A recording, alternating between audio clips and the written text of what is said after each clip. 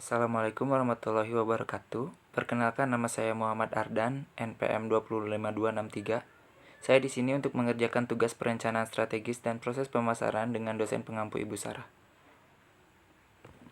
Perencanaan strategis merupakan proses manajerial untuk menghasilkan dan mempertahankan kesesuaian antara sasaran dan sumber daya organisasi dengan peluang dan perencanaan strategis yang diinginkan agar menghasilkan profit atau keuntungan yang banyak dengan rencana yang telah ditentukan dan proses yang dimatangkan terlebih dahulu. Di dalam konsep portofolio bisnis dilakukan dengan matriks.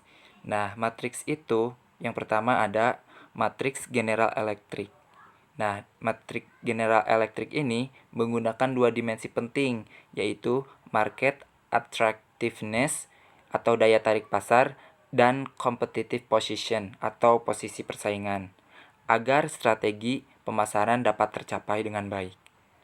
Lalu yang kedua ada matriks product life cycle, di mana fase ini dikelompokkan menjadi fase introduction atau fase pengenalan, fase growth atau fase pertumbuhan, fase maturity atau fase pematangan, dan fase decline yaitu fase penolakan. Misalnya nih, dalam suatu pemasaran, produk kita mengenalkan produk tersebut, lalu produk tersebut berkembang menjadi lebih baik. Nah, produk tersebut berhasil mendapatkan apa yang kita inginkan. Lalu di fase selanjutnya yang mungkin terjadi adalah fase penolakan, di mana setiap orang pasti memiliki selera masing-masing. Yang ketiga, ada matriks BCG, di mana matriks ini mendasar pada market share dan market growth rate atau market tingkat pertumbuhan yang biasanya digunakan untuk mengambil keputusan dan investasi. Nah, di matriks ini ada 4 bawahan lagi, yaitu ada 1 cash cow. Nah, cash cow ini maksudnya adalah pangsa pasar tinggi, namun pertumbuhannya rendah atau paling untung dari matriks manapun.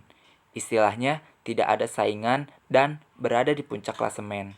Lalu yang kedua, ada stars. Maksudnya adalah pertumbuhan pasar tinggi dan tingkat pertumbuhan tinggi, atau istilah lainnya memiliki persaingan yang besar. Nah, contohnya ada di dalam bidang telekomunikasi Indonesia, di mana bidang telekomunikasi bersaing pesat antara Indosat dengan Telkomsel untuk berjuang menjadi nomor 1 atau menjadi cash cow atau berada di puncak klasemen. Lalu yang ketiga ada question marks, di mana pangsa pasar tinggi namun pertumbuhan memiliki sifat tanda tanya, bisa lebih baik atau bahkan lebih buruk. Misalnya kasus BlackBerry pada 2010, di mana pertumbuhan BlackBerry saat itu sangat pesat, namun memiliki banyak pesaing unggul seperti Android dan iOS yang lebih maju ketimbang BlackBerry.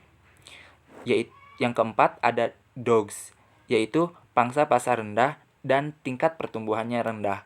Biasanya perusahaan ada di fase ini sulit mendapatkan investasi karena tidak menarik bagi para investor karena pasar yang rendah dan tingkat pertumbuhan yang rendah.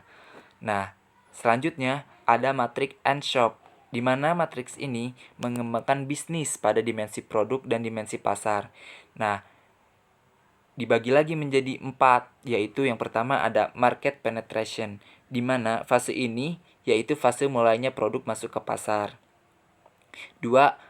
Product development, di mana fase ini mulai mengembangkan produk agar produk tersebut dapat diterima oleh kalangan masyarakat. Yang ketiga, ada market development, di mana fase ini mulai memikirkan produk agar produk tersebut sesuai dengan tujuan yang kita inginkan atau target pasar yang kita inginkan. Yang keempat, ada diversifikasi, yaitu mulainya inovasi pada produk kita. Contohnya nih, zaman dahulu kita bertelepon menggunakan telepon umum, lalu mulailah berkembang telepon. Nah, di sini adalah contoh diversifikasi agar perusahaan tidak mengalami kemunduran atau bahkan kebangkrutan.